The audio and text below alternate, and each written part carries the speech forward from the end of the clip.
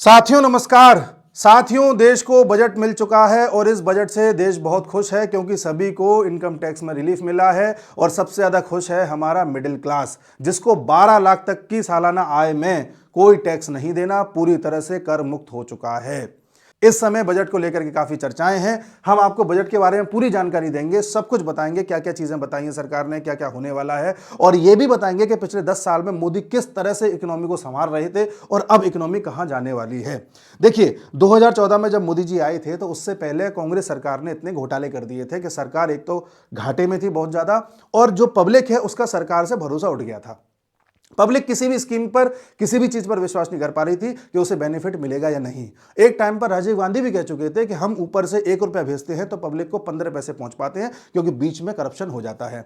इसका बहुत बड़ा कारण था कि पब्लिक बैंकिंग सिस्टम से जुड़ी हुई नहीं थी और पब्लिक अपनी इनकम को बड़े इनफॉर्मल तरीके से मैनेज कर रही थी। इसलिए जब सरकार आई तो सरकार ने सबसे पहले जनधन अकाउंट खोले और इस देश में लगभग 50 करोड़ लोगों ने अपने बैंक के खाते खोले, जिससे कि लोग बैंकिंग सिस्टम से जुड़े। अब इनको आदत भी डालनी है। आदत डालने के लिए सरकार लेकर के आई डिमोनेटाइजेशन, नोटबंदी, जिससे कि लंबी लंबी लाइनें लगी और लोगों को लगने लगा कि भैया पैसा बैंक में ही रखो, घर में रखोगे पता नहीं कौन सा नोट बंद हो जाए। अब चूंकि दिक्कत हो रही थी तो इस दिक्कत से निवारण के लिए और फ्यूचर ट्रांजैक्शन के लिए सरकार ने ऑन द स्पॉट लॉन्च किया यूपीआई, जिससे कि पैसा ना होने पर भी आप ट्रांजैक्शन कर सकते हैं। और यूपीआई की क्रांति किस तरह से आई हमने आपने देखी है। यूपीआई से 2 फायदे थे। पहला फायदा कि लोगों की परचेसिंग पावर बढ़ गई।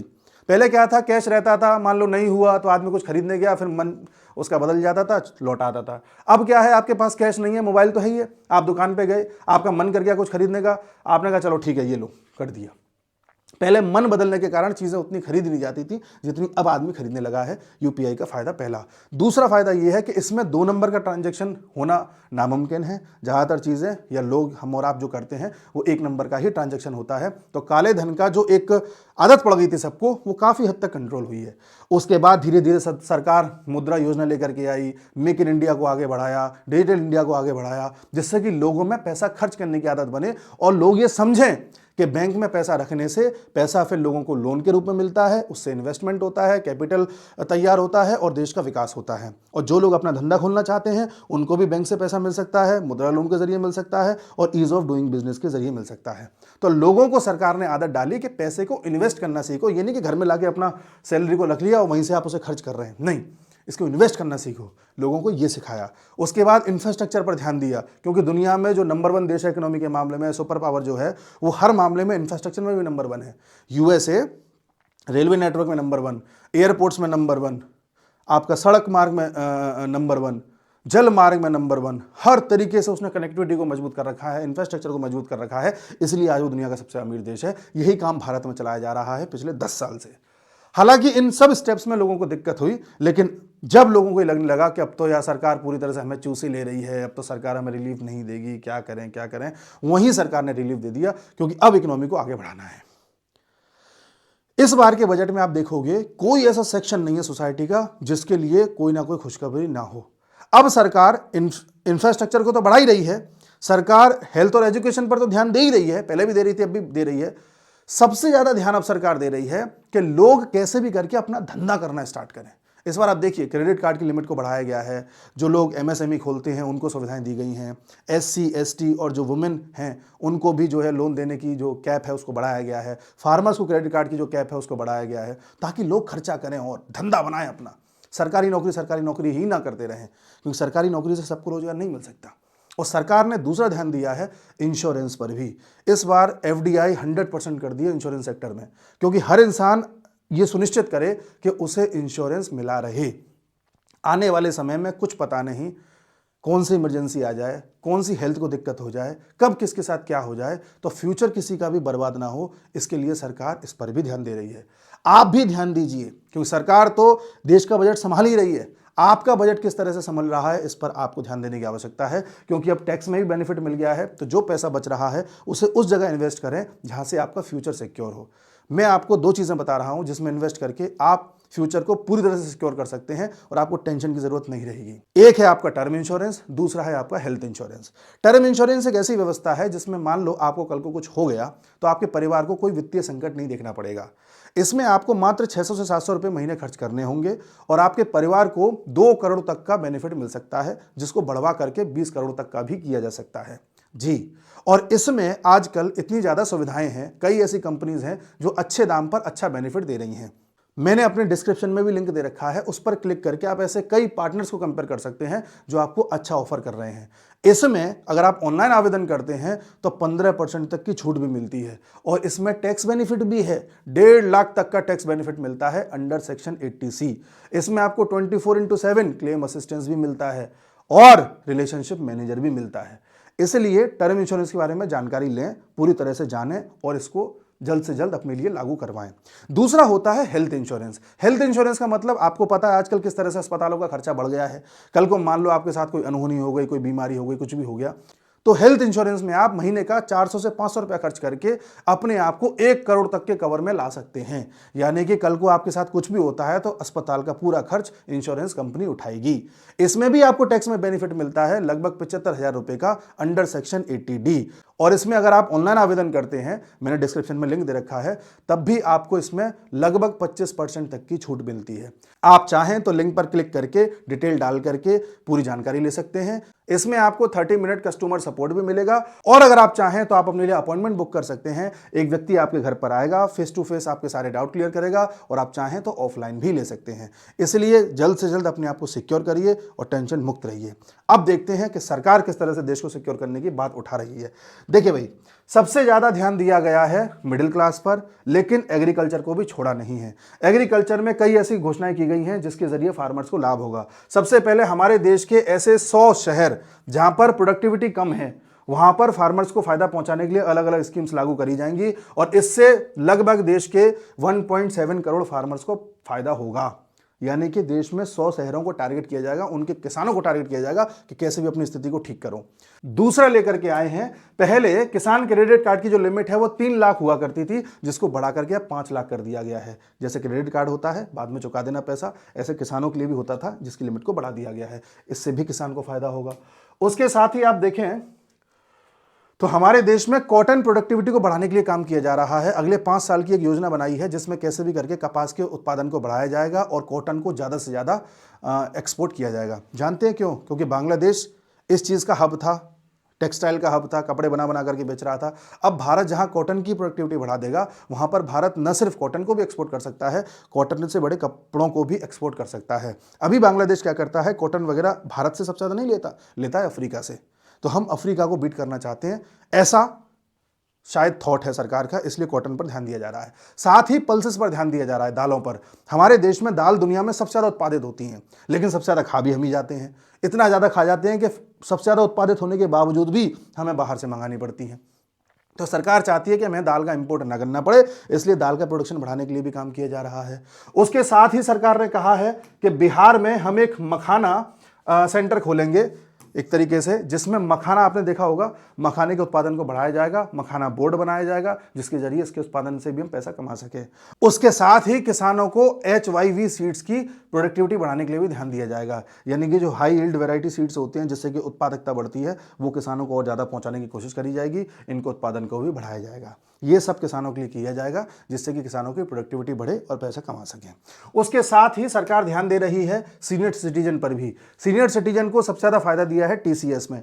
TCS में उनको पहले 50,000 पर भी 50,000 तक की छूट मिली हुई थी, उस पर कोई टैक्स नहीं देना पड़ता था। अब उसको बढ़ा करके 1 लाख कर दिया है, जिससे बुजुर्गों को भी रियायत मिले, उनको भी टैक्स न देना पड़े अपने पैसे पर, जो उनको पैसा मिलता है उस पर।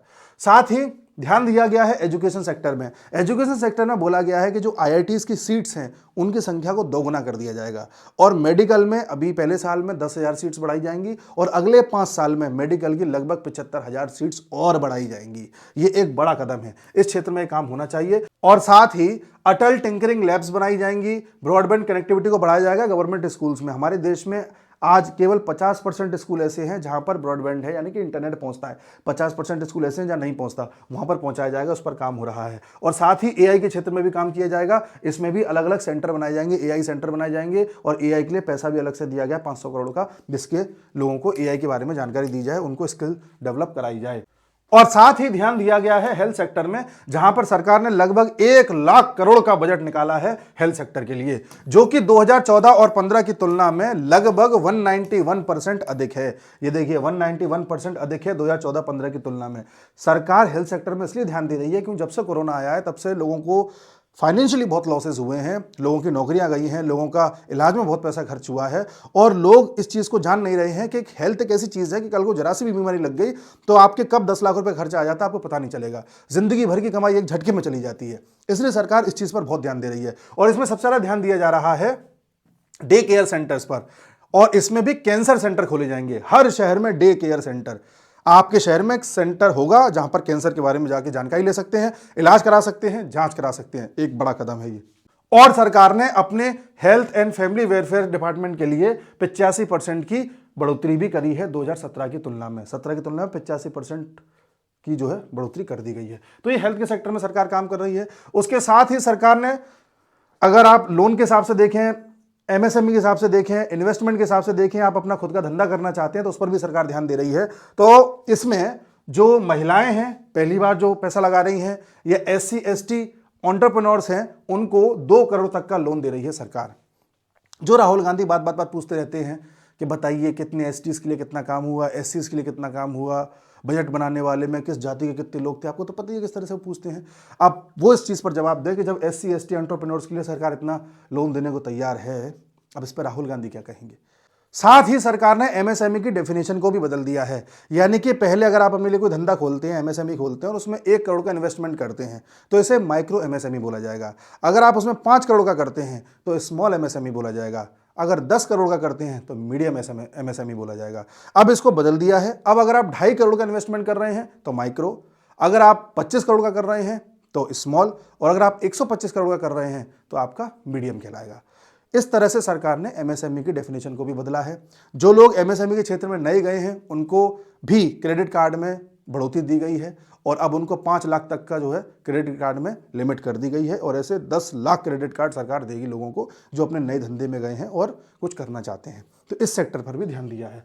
और साथ ही सरकार ने कोशिश करी है कि इस देश में नए एयरपोर्ट्स बनाए जाएं। आने वाले समय में 120 नए जगहों पर एयरपोर्ट्स बनेंगे, जिससे कि लोग ज़्यादा से ज़्यादा फ्लाइट्स के जरिए उड़ान भरें और सस्ती फ्लाइट हो, लोगों को इसका भी बेनिफिट मिले। सरकार ने यह भी कहा है कि हम डिफेंस में बजट बढ़ा रहे हैं। डिफेंस में जो पिछले साल जब लोकसभा चुनाव के बाद सरकार ने बजट निकाला था, उसकी तुलना में फिलहाल 9.5% का डिफेंस बजट बढ़ाया है, और इसको बढ़ा करके 6.8 लाख करोड़ कर दिया है, जो पहले लगभग 6.1 लाख करोड़ था।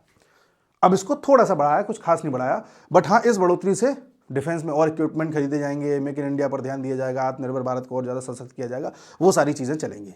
तो आपने जाना एग्रीकल्चर में क्या हो रहा है, महिलाओं के लिए SC और STs के लिए क्या कर रहे हैं, एजुकेशन में क्या कर रहे हैं, IITs और मेडिकल की सीट्स के लिए, फिर हेल्थ सेक्टर में क्या कर रहे हैं वो भी मैंने आपको बता दिया, फिर MSME या जो लोग उद्योग लगाना चाहते हैं उनके लिए क्या कर रहे हैं वो मैंने आपको बता दिया, एयरपोर्ट्स बढ़ रहे हैं उसके बारे में बता दिया, और आपका ये डिफेंस में क्या कर रहे हैं ये बता दिया। अब आते हैं मेन चीज पर कि टैक्स में क्या किया है, 12 लाख तक का ये क्या चक्कर है, इस पर आते हैं। इसको मैं थोड़ा आसान भाषा में समझाना चाह रहा था, इसलिए मैंने इसको बात के लिए रखा। देखिए इस पर आते हैं।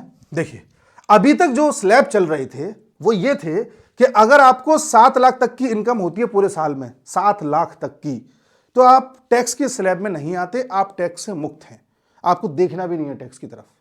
लेकिन अगर आप 7 लाख से ज्यादा कमाते हैं फिर आप टैक्स वाले स्लैब में आ जाते हैं और फिर आप टैक्स के फेर में फंस जाते हैं।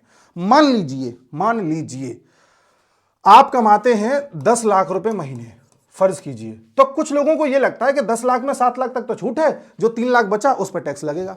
यह गलत है, यह थ्योरी नहीं है। थ्योरी यह है कि अगर आप 10 लाख रुपए सालाना कमाते हैं तो आप टैक्स के स्लैब में आ गए। अब ये 10 लाख रुपए में जो शुरुआत के 3 लाख हैं आपके, उसमें आपको कोई टैक्स नहीं लगेगा, उसमें आप मुक्त हो गए। 3 लाख से लेकर के 6 लाख तक के बीच में आपको 5% टैक्स लगेगा। यानी 3 लाख से 6 लाख के बीच में कितने लाख हो गए, 3 लाख हो गए, 3 लाख का 5%, ये हो गया 15,000। 15,000 रुपये तो ये हो गए। फिर आपको 6 लाख से 9 लाख तक 10% लगेगा, यानी ये कितना हो गया आपका, करीब करीब 3 लाख। ये हो गया 3 लाख का 10%, ये आ गया आपका 30,000। 30,000 आप यहां देंगे और आप 10 लाख कमा रहे थे। फिर 9 लाख से 12 लाख तक आपको 15% देना है। 9 लाख से 12 लाख तक आपको 15% देना है। आप कमा रहे थे 10 लाख, तो 10 लाख में से 9 लाख तो आप यहीं पे गए, 1 लाख बचा हुआ। अब इस 1 लाख वाला जो है वो इस ब्रैकेट में आ रहा है। 1 लाख का 15% हो गया 15 के। आप समझ गए? आपकी इस इनकम पर इतना लगा, इस इनकम पर इतना लगा, और जो 1 लाख बची, क्योंकि आपके 3 लाख और फिर ये 9 लाख तक आ गए, फिर जो 1 लाख बची, उस 1 लाख पर 15% लगेगा, क्योंकि वो इस ब्रैकेट में आ रहा है, और 15, तो 15, 30 और 15 ये हो गए आपके 60। तो आप 60,000 रुपये टैक्स दे रहे हैं। ये पूरा अभी तक इसमें गणित था आपका। अब इसको बदल दिया गया है। अब जो नया स्लैब लेकर के सरकार आई है उसमें आपको 12 लाख तक की छूट दी गई है, और अगर आप सरकारी नौकरी प्राप्त किए हुए हैं या कहीं से आपकी फिक्स सैलरी आती है तो आपको स्टैंडर्ड डिडक्शन मिलाते हुए लगभग 12,75,000 रुपए तक छूट है। उस तक आप जो है टैक्स स्लैब में नहीं आते। लेकिन अगर मान लीजिए आपकी सैलरी है, फर्ज कीजिए आपकी सैलरी है 15 लाख रुपए, 15 लाख सालाना आपकी सैलरी है, तो क्या इसमें 12,75,000 हटा दें, फिर जो बच रहा है उसी पर टैक्स लगेगा? नहीं। अगर आपकी 15 लाख है या आपकी 12,75,000 की बजाय 12,76,000 है, तब भी आप टैक्स स्लैब में आ गए। अब आपके ऊपर टैक्स स्लैब लगेगी। टैक्स स्लैब क्या लगेगी साहब? अब टैक्स स्लैब ये लगेगी कि 0 से 4 लाख तक के बीच में तो आपको कोई टैक्स नहीं देना। फिर आपको 4 लाख से 8 लाख तक के बीच में 5% देना है। 8 लाख से 12 लाख तक के बीच में आपको 10% देना है। आपको 12 लाख से 16 लाख के बीच में 15% देना है। आपको 16 से लेके 20 तक 20% देना है। आपको 20 से लेके 24 तक 25% देना है, और 24 के बाद आपको जो है 30% देना है। बड़ा सिंपल सा गणित है। अब ध्यान से सुनिए, आपकी तनख्वाह है मान लीजिए 15 लाख रुपए सालाना, तो इसमें आपको इस स्लैब में तो कुछ नहीं देना, इसमें आपको 5% देना है। तो ये हो गए 4 लाख, 4 लाख का 5% हो गया आपका 20,000 रुपए। ये हो गए आपके 4 लाख, 4 लाख का 10% हो गया आपका 40,000 रुपए। ये हो गए आपके 4 लाख, 4 लाख का 15% हो गया, सॉरी ये आपका, ये है 12 से 16। अब लेकिन तनख्वाह तो आपकी 15 है, तो 16 तक तो नहीं जाएंगे। अब 12 से 15 का मतलब हो गया आपके हो गए 3 लाख, तो 3 लाख पर 15% लगेगा, क्योंकि आप 12 पार कर गए हैं। तो 15% का 3 लाख हो गया आपका 45,000 रुपए। तो आपको जो टैक्स देना है वो ये देना है 60, और यानी कि 1,05,000, 1,05,000 देना। अब इसमें कुछ डिडक्शन वगैरह हो जाते तो हो सकता है थोड़ा रिलीफ भी मिल जाए, लेकिन ले देके इतना टैक्स आपको देना है। और 24 लाख से ज्यादा कमा रहे हैं तो आपको 30% देना है। तो आप कहोगे इसमें तो फिर बेनिफिट 12 लाख तक वालों को ही हुआ, उसके ऊपर तो बात वही पड़ रही है। नहीं पड़ रही है, अंतर है, जानिए ना। पहले क्या था, पहले सीन अलग था। पहले आप 15 लाख तक कमा रहे हैं तो मान लीजिए 20%, और 15 लाख से ऊपर कमाते 30% लग रहा था पहले, 15 लाख से ऊपर कमाते। अब क्या हो रहा है, यह चीज 24 लाख के बाद हो रही है, ये अंतर हो गया। तो इससे क्या हुआ कि हर सेक्शन वाले को कोई ना कोई फायदा हो रहा है। जैसे जो लोग 8 लाख तक कमा रहे थे उनको अब कितने रुपए बचेंगे, क्योंकि 7 लाख तो पार हो गया उनका, उनको अब 30,000 रुपए बचेंगे। उनको जो पैसा देना पड़ता था वो अब नहीं देना पड़ेगा। ठीक है, जो 9 लाख तक कमा रहे हैं उनको 40,000 का बेनिफिट होगा, जो 10 लाख तक कमा रहे हैं उनको 50,000 का बेनिफिट होगा। ऐसे करते करते मान लीजिए कोई आदमी 20 लाख रुपए सालाना कमाता है, तो उसको अब टैक्स में क्या फायदा होगा? अब टैक्स में उसे लगभग 90,000 रुपए का फायदा होगा। ये है, आप गुणा भाग कर लेना, आपको पता चल जाएगा कि हर स्लैब पर लोगों को फायदा हो रहा है, क्योंकि अल्टीमेटली स्लैब बदल गए पूरी तरह से। समझ रहे हैं? ये एक बड़ा चेंज है। सरकार का कहना है कि इस तरह के चेंज के बाद सरकार को लगभग 1 लाख करोड़ का नुकसान होगा। हमारे देश में लगभग 7 करोड़ 40 लाख लोग ऐसे हैं जो रिटर्न फाइल करते हैं। रिटर्न फाइल का मतलब बताते हैं कि हमारी इनकम इतनी है, चाहे वो 3 लाख रुपए सालाना है, 10 लाख रुपए सालाना है, वटेवर, उस पर टैक्स लगना है नहीं लगना है बात अलग है, पर उन्होंने बता दिया। इन 7 करोड़ 40 लाख लोगों में से 5 करोड़ 12 लाख लोग ऐसे हैं जो टैक्स स्लैब से ही बाहर हैं, उन पर कोई टैक्स नहीं लगता। यानी कि 2 करोड़ 24 लाख लोग ऐसे हैं जो टैक्स भरते हैं, और उनमें भी एक बड़ा सेक्शन ऐसा है जिनकी सालाना आय 12 लाख से कम है। तो यानी जो टैक्स अभी दे रहे थे उनमें भी करीब 80% लोग अब ऐसे हो गए जो टैक्स स्लैब से बाहर हो गए। तो झटका है सरकार के लिए बड़ा। लेकिन सरकार ऐसा कर क्यों रही है? सरकार ऐसा इसलिए कर रही है क्योंकि जब आदमी के पास पैसा बचेगा तो आदमी उसे कहीं ना कहीं इन्वेस्ट करेगा। सरकार ये अपेक्षा कर रही है कि आदमियों को अधिकार दे के देखो कि वो कहाँ इन्वेस्ट करते हैं। सरकार इन्वेस्ट नहीं करेगी, अब आदमी करेगा। भाई मान लीजिए पहले मेरे पास साल में जो पैसा आता था उनमें मेरे को 1.5 लाख रुपए टैक्स देना पड़ जाता था। अब वो 1.5 लाख रुपए मेरा पूरा का पूरा बच गया। अब मैं इस 1.5 लाख का इन्वेस्टमेंट करूंगा। हो सकता है मैं एक लैपटॉप खरीद लूं, तो उस लैपटॉप के जरिए जीएसटी दूंगा, जीएसटी सरकार पे पहुंचेगा। लैपटॉप से काम करूंगा, हो सकता है कुछ प्रोडक्टिविटी करूं। हो सकता है उस 1.5 लाख को मैं सोने में इन्वेस्ट कर दूं, तो सोने के जरिए जीएसटी भी जाएगा और सोना आएगा तो इन्वेस्टमेंट हो गया, सरकार को भी फायदा, हमको भी फायदा। हो सकता है उस 1.5 लाख में थोड़े पैसे और मिला के कुछ करके मैं एक छोटी सी जमीन ले लूं, इन्वेस्टमेंट है। हो सकता है उस 1.5 लाख का मैं कुछ छोटा सा किसी को बिजनेस खुलवा दूं, बहुत छोटे लेवल का, उससे फायदा हो सकता है। कुछ तो करूंगा ना उस 1.5 लाख का। अगर कुछ नहीं करूंगा तो बैंक में पड़ा रहने दूंगा, ब्याज बनेगी। तो वहां से सरकार चाहती है कि अब लोगों को खोल दो थोड़ा सा, अब ये खुल करके खेलें लोग, देखते हैं क्या करते हैं। ये सरकार का एक विजन है। तो अब देश जो है उस जगह खड़ा हुआ है जहां से फ्लाइट पकड़नी है, क्योंकि सरकार का एक लक्ष्य है 2047 तक भारत को पूरी तरह से विकसित बनाना। विकसित का मतलब होता है जहां पर क्वालिटी एजुकेशन हो, क्वालिटी हेल्थ केयर हो, देश की 70% महिलाएं वर्क फोर्स में लगी हों, किसी न किसी तरीके से एम्प्लॉयमेंट से जुड़ी हों, देश में स्किल अच्छे लेवल पर दी जा रही हो लोगों के लिए पीने का पानी हो, कोई भी भुखमरी से ना मरे, एक भी आदमी गरीबी के कारण ना मरे, कोई भी आदमी भूखा ना सोए। यह है पूरा एक विकसित भारत का सपना, जो तभी हो सकता है जब 2047 तक करीब करीब 10 साल लगातार ऐसा हो जाए, किसी भी 10 साल लगातार ऐसा हो जाए कि हमारी ग्रोथ रेट 8% से ज़्यादा हो, जो अभी 6% के आसपास चल रही है। फिर भी पूरी दुनिया में सबसे तेजी से ग्रो करने वाला देश है हमारा भारत। बावजूद इसके कि पूरी दुनिया में भी जगह जगह पर युद्ध छिड़े हुए हैं, ग्लोबल क्राइसिस आया हुआ है, हम सबसे आगे चल रहे हैं। बावजूद इसके कि कोरोना ने हमारे 3-4 साल खराब कर दिए, हम सबसे आगे चल रहे हैं। अब इस आगे को और आगे लेके जाना है, इसलिए यह बजट लाया गया है। तो आप समझ गए होंगे कि किस तरह से 10 साल से एक आदमी लगा रहा इस देश को उस मुकाम पर पहुंचाने के लिए कि जहां से अब टेक ऑफ करना है।